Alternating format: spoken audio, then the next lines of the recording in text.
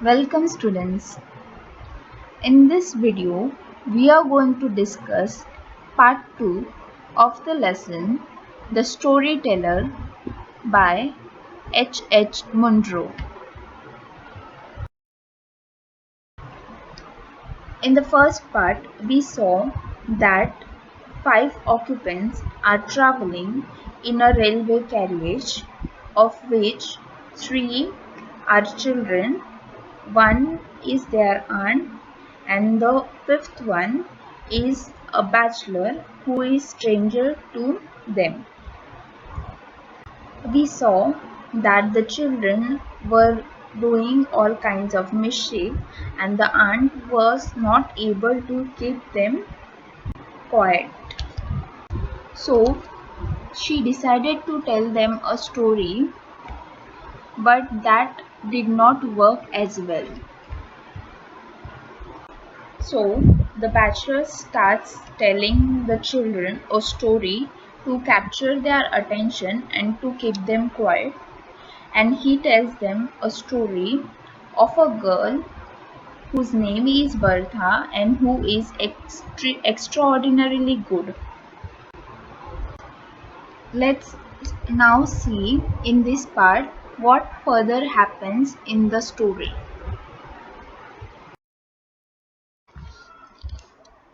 She was so good, continued the bachelor, that she won several medals for goodness, which she always wore pinned onto her dress. There was a medal for obedience, another medal for punctuality, and a third for good behavior. They were large metal medals, and they clicked against one another as she walked.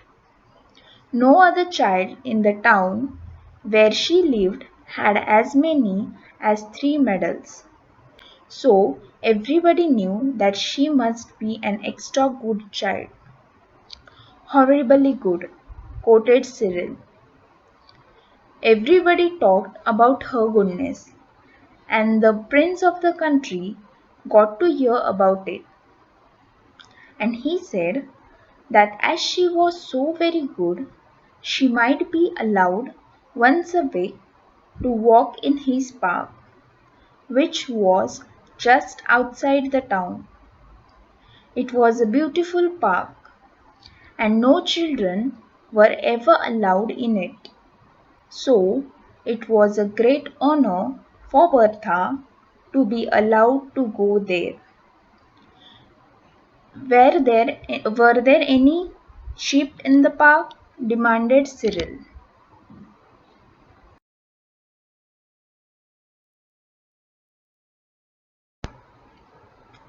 No, said the bachelor.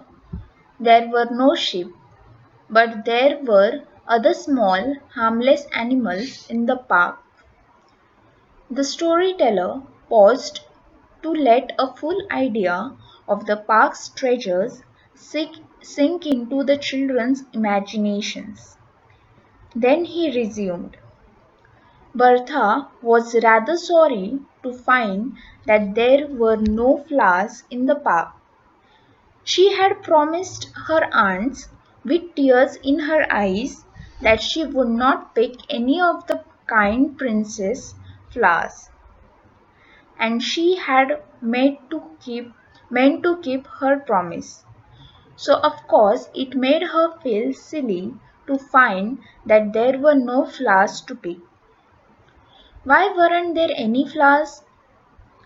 Because the animals had eaten them all, said the bachelor promptly. The gardeners had told the prince that you couldn't have animals and flowers, so he decided to have animals and no flowers. There was a murmur of approval at the excellence of the prince's decision. So many people would have decided the other way.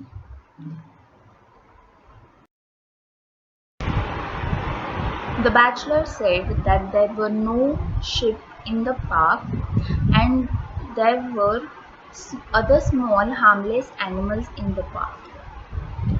Then he took a small pause for the idea of the park's treasure to sink into the children's imagination. And then he began again. He told them that Bertha was upset because there were no flowers in the park, as she had promised her aunts that she won't pick any flowers from the Princess Park. She was upset that she couldn't keep that promise. To this, the children asked the bachelor that why were there no flowers in the garden. The bachelor told them that the prince was given option that he could either have animals or flowers in the garden because the animals eat, had eaten all the flowers, and so the prince chose animals. Upon hearing this decision of the prince, the children were happy because usually people choose flowers over animals, and this was something different that they got to hear.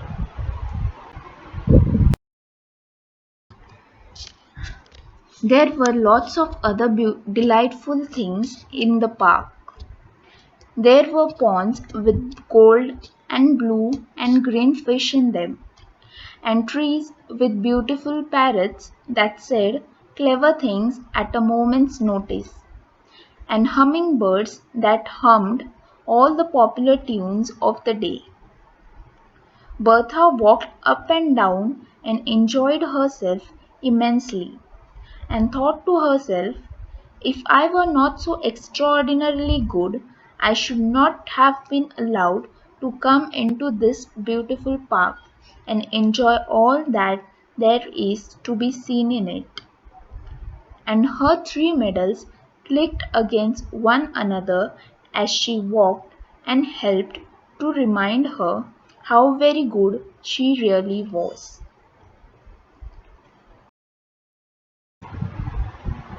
The bachelor gave a description of the park to create an image in the mind of the children. He told them that there were very beautiful things in the park such as gold, blue and green color fishes, parrots, beautiful parrots who could speak clever things, and also hummingbirds that hummed all the popular tunes of the day. Bertha, who was walking and enjoying the park and the beauty of it, started thinking to herself that if she wouldn't have been extraordinarily good, she wouldn't have got chance to walk in this beautiful park and enjoy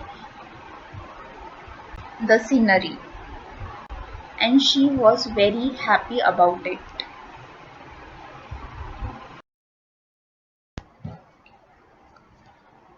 Just then an enormous wolf came prowling into the park to see if it could catch a fat little animal for its supper.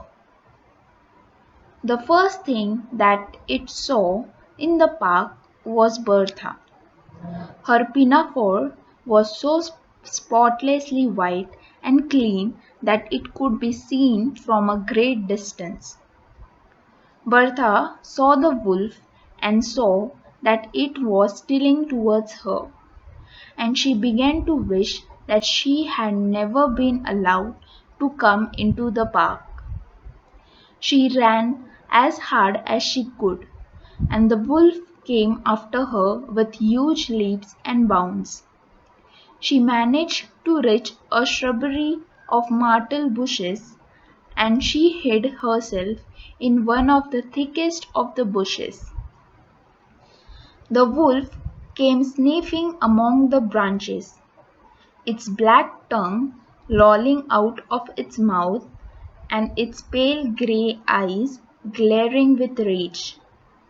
Bertha was terribly frightened, and thought to herself, if I had not been so extraordinarily good, I should have been safe in the town at this moment. However, the scent of the myrtle was so strong that the wolf could not sniff out where Bertha was hiding, and the bushes were so thick that he might have hunted about in them for a long time without catching sight of her. So he thought he might as well go off and catch a little animal instead. While Bertha was walking in the garden and enjoying the beauty of it, suddenly an enormous wolf entered into the park to catch an animal for its supper. As it entered the park, he spotted Bertha immediately, as she was wearing a white and clean pinafore and could be seen from a great distance. As soon as Bertha saw the wolf, she started running, and she wished that she should have never come to the park. She ran as hard as she could, and the wolf started following her, running after her with huge leaps and bounds. Bertha reached a shrubbery of myrtle bushes, and she immediately hid herself in the bushes. The wolf tried to smell Bertha with his nose, but he was unable to smell Bertha's scent because the scent of the myrtle was very strong. On the other hand, Bertha was very frightened and she was shivering. She thought to herself that because she behaved extraordinarily good, she was in this situation. On the other hand, the wolf was not able to smell Bertha's scent, and so he decided to hunt somewhere else because it will take a really long time to find Bertha in those thick bushes.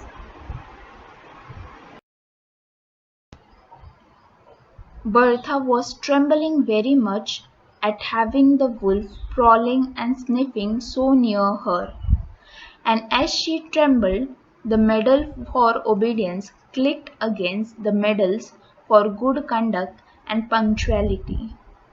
The wolf was just moving away when he heard the sound of the medals clicking and stopped to listen. They clicked again in a bush quite near him. He dashed into the bush, his pale grey eyes gleaming with ferocity and triumph, and dragged Bertha out and devoured her to the last morsel. All that was left of her were her shoes, bits of clothing, and the 3 medals of goodness. The story began badly, said the smaller of the small girls, but it had a beautiful ending. It is the most beautiful story that I ever heard, said the bigger of the small girls, with immense decision.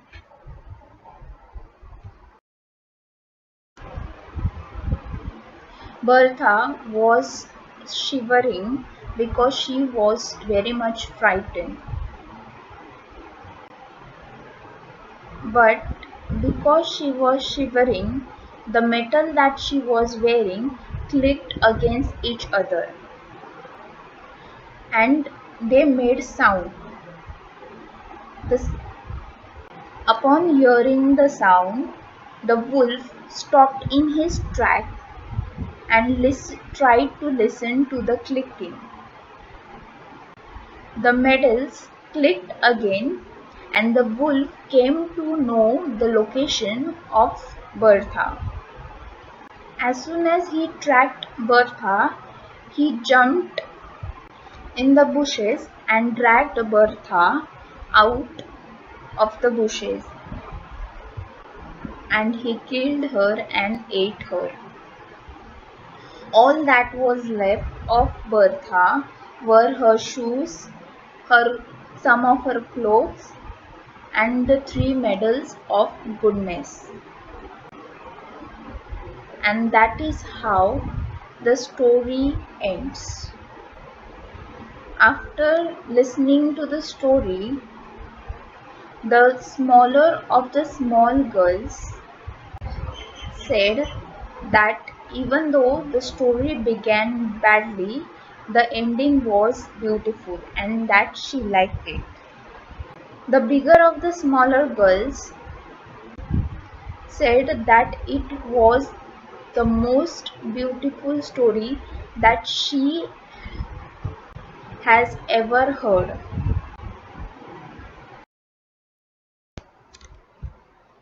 It is the only beautiful story I have ever heard, said Cyril. A dissension opinion came from the aunt.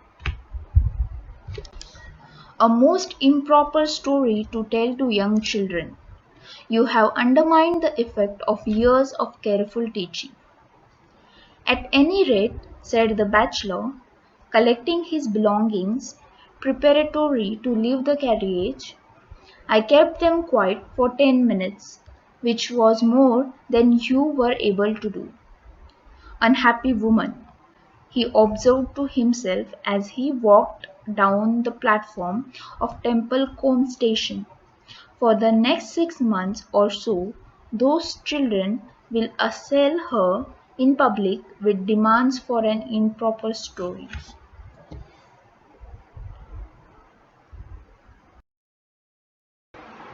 Cyril said that it was the only beautiful story that he has ever heard.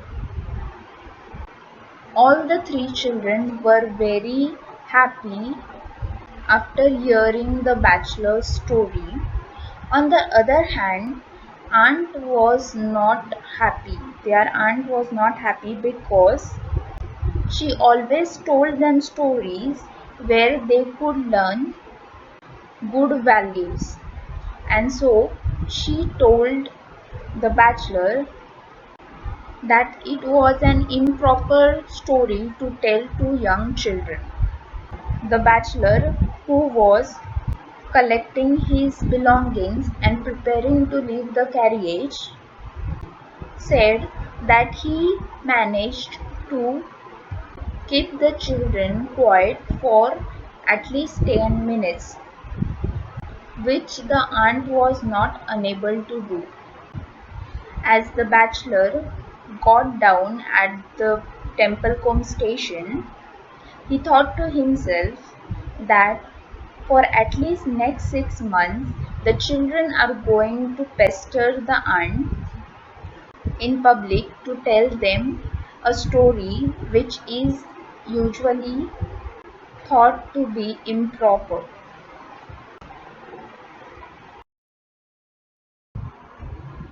Let us discuss some question answers. First one is, for which of the three values did Bertha win medals? What was exceptional about it? So the answer is, Bertha won 3 medals for the values of obedience, punctuality, and good behavior.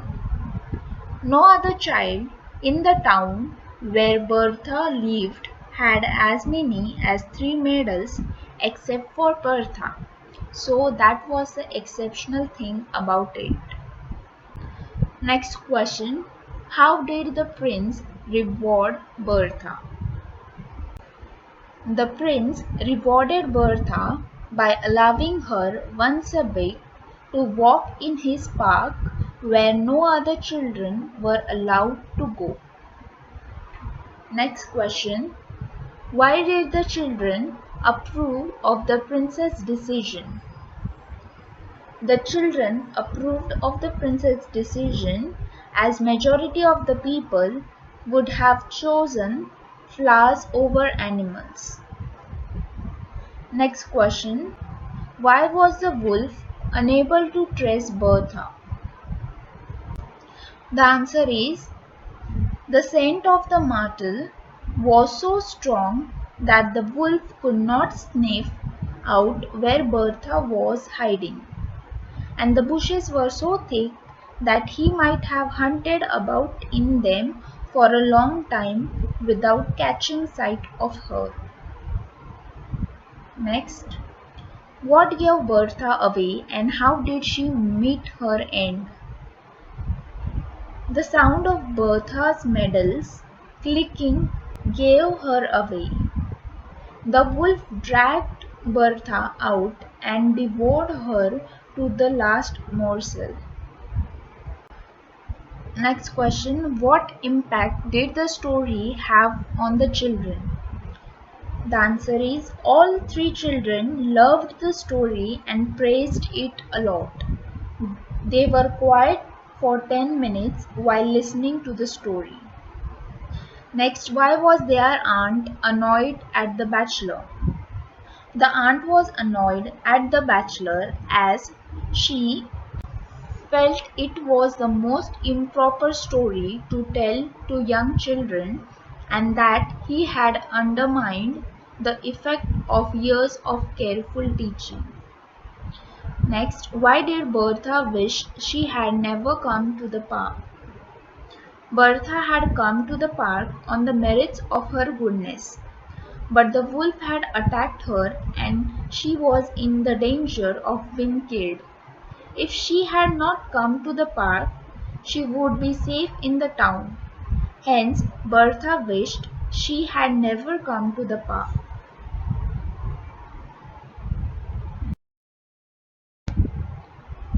Let us now see some duels directed questions.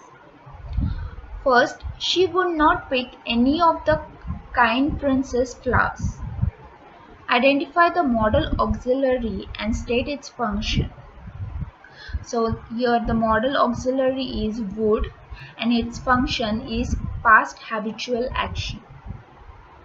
Next, he decided to have animals and no flowers. Identify the non-infinite verb and state its type. So here the non-infinite verb is to have and its type is infinitive. Next, Bertha walked up and down and enjoyed herself. Change the tense to simple present. So the answer is Bertha walks up and down and enjoys herself. Next, all that was left of her were her shoes. Rewrite using a negative word. So the answer is nothing was left of her but her shoes. Next, it is the most beautiful story that I ever heard. Change the degree. So first, the positive degree. No other story that I ever heard is as beautiful as this. And comparative degree is this story is more beautiful than any other story that I ever heard. Next, you have undermined the effect of years of careful teaching. Identify the tense. The tense is present perfect tense.